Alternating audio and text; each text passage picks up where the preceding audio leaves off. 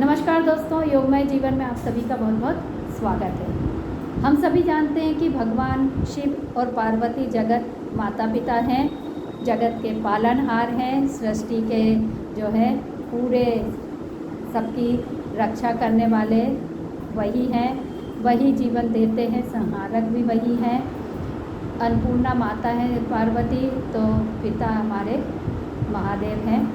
उनके परिवार पर आपने कभी गौर किया कि वहाँ एक तरफ नंदी बाबा हैं तो दूसरी तरफ शेर है, एक तरफ सांप है तो मोर है, वहीं पर चूहा भी है, वहीं पर कई जंगली जानवर, क्योंकि भगवान शिव तो जो है कैलाश पर्वत पर रहते हैं, सारे जानवर आसपास उनके घूमते रहते हैं। तो यहाँ पर आप गौर करेंगे कि ये जो जानवर उनके आसपास रहते हैं सब परस्पर विरोधी हैं, लेकिन सब वहाँ पर प्यार से एक साथ मिलकर रहते हैं, ऐसा वहाँ पर प्रभाव है।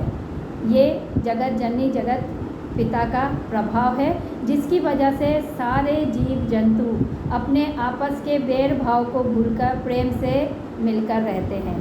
और कभी हमारे देश में भी ऐसा ही सहजीविता का उदाहरण देखने में मिलता था। जब इंसान जंगलों में निवास करता था, वनवासी था, तो वह जो है जंगल के जानवरों के साथ मिलकर रहता था और उन्हीं के साथ रहते उसने जाना कि ये जानवर हमारे कितने काम के हैं। तो गाय का, बैल का, कुत्ते का, गधे का, घोड़े का, हाथी का, सबका उपयोग करना सीखा अपने कार्यों के लिए। इस तरीके से उसने जाना कि यदि जानवर और इंसान मिलकर रहें तो दोनों एक दूसरे की सहायता कर सकते हैं। हमारी वजह से जानवरों को संरक्षण और जो है खाने पीने का सामान मिल जाता है और हमें उनकी वजह से रोजी रोटी और बहुत सारी सुविधाएं भी प्राप्त हो जाती हैं। परंतु जैसे जैसे हम तकनीकी और विकास की गति में आगे बढ़े, हमें जानवर थोड़े से जो है नगण्य प्रतीत होने लगे और धीरे धीरे तो हमने जंगल के जंगल ही साफ कर दिए और अपने रहने के लिए आवास बना लिए और जानवरों के, पशुओं के, पक्षियों के सारे आवास हमने छीन लिए, जिसकी वजह से आज जो है 4 अक्टूबर को विश्व पशु कल्याण दिवस मनाया जाता है, जो यह हमें याद दिलाता है कि हमें यदि जीना है मानवीयता के साथ तो उसमें हमें जानवरों के लिए, पशुओं के लिए, पक्षियों के लिए भी स्थान रखना होगा। जिस तरीके से भगवान शिव के यहाँ सब मिलकर रहते हैं, उसी तरीके से हमें एक साथ मिलकर रहना होगा, एक दूसरे के जो है जीवन की रक्षा करते हुए आगे बढ़ना होगा। और अब तो ये स्थिति हो गई कि गाय जो हमको इतना कुछ देती है, उसके लिए तक हम कुछ नहीं कर पा रहे हैं और गाय दर दर भटक रही है, सड़कों पे फिर रही है, और बैल उनका तो किसी भी तरीके का कोई उपयोग ही नहीं हो रहा। मुझे लगता है वो सीधे कसाई खाने में जा रहे हैं। तो ये हमारे लिए भी कलंक की बात है, मानवता पे शर्म करने वाली बात है।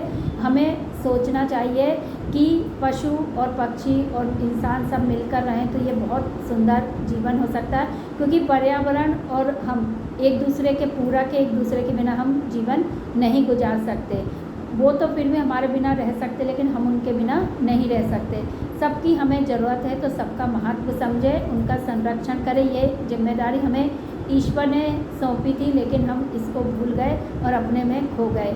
तो हमें पुनः इसको याद करने की ज़रूरत है कि हम जो सहजीविता का पाठ भूल गए हैं उसे याद करें, सबके साथ मिलकर रहें, सबकी सुरक्षा करें। ये हमारे हाथ में है, हम कर सकते हैं यदि हम चाहें तो। योगमय जीवन भी हमको यही सिखाता है। और आप देखेंगे कि योग में तो कितने सारे या लगभग सभी आसन जानवरों के नाम पे हैं, चाहे मकर आसन हो, मंडूक आसन हो, भुजंग आसन हो, सिंहासन हो, शलभ आसन हो, सभी कहीं ना कहीं प्रकृति से प्रेरित हैं। तो योग भी जो है जानवरों से जुड़ा हुआ है, इंसान भी जानवरों से जुड़ा हुआ है। तो उस जानवर के कल्याण के लिए भी हमारे से जो भी बन सकता है हम करने का प्रयत्न करें, ये हमारा नैतिक दायित्व भी है। धन्यवाद।